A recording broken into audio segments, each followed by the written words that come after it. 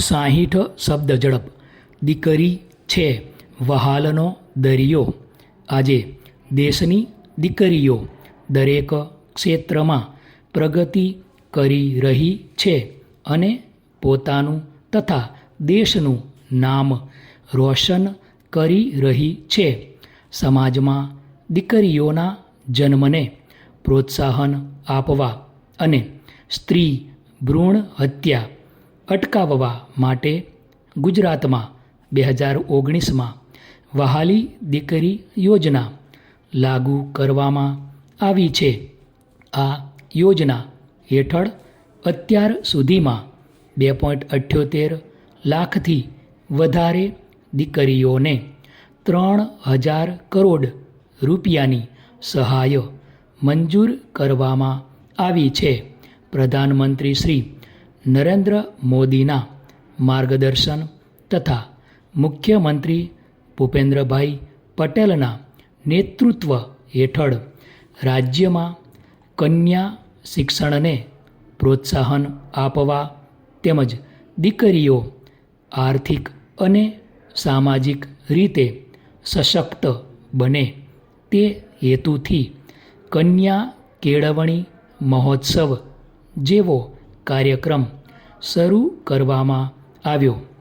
તેને વર્તમાન મહિલા અને બાળ કલ્યાણ મંત્રી પાનુબેન બાબરિયા સુપેરે આગળ ધપાવી રહ્યા છે. ફકરો.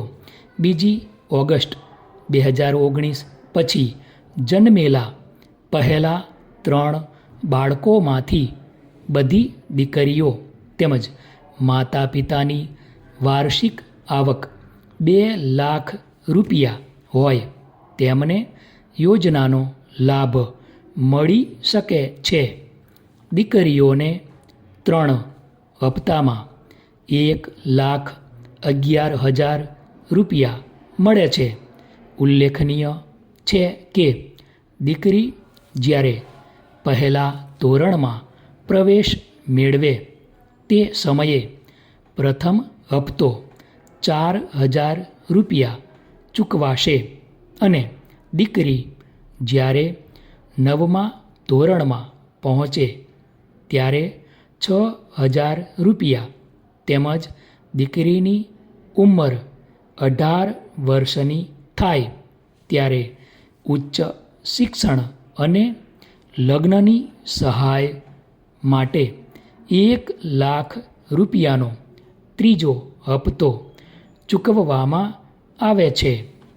આ યોજનાનો લાભ મેળવવા માટેનું ફોર્મ જિલ્લા મહિલા અને બાળ અધિકારીની કચેરી ખાતેથી મળી શકશે તેમજ ગ્રામ પંચાયત દ્વારા પણ ઓનલાઈન અરજી કરી શકાય છે.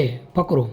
આ યોજનાનો લાભ મેળવવા લાભાર્થી દીકરીનું જન્મ પ્રમાણપત્ર, શાળા છોડ્યાનું પ્રમાણપત્ર, માતા પિતાનું જન્મ પ્રમાણપત્ર અને આધાર કાર્ડ તથા બધા જીવિત બાળકોના જન્મના પ્રમાણપત્રો, રેશન કાર્ડની ઝેરોક્સ નકલ, દીકરીના માતા પિતાના બેંક ખાતાની વિગત તેમજ માતા પિતાની કુલ વાર્ષિક આવકનું પ્રમાણપત્ર વગેરે દસ્તાવેજો જરૂરી છે.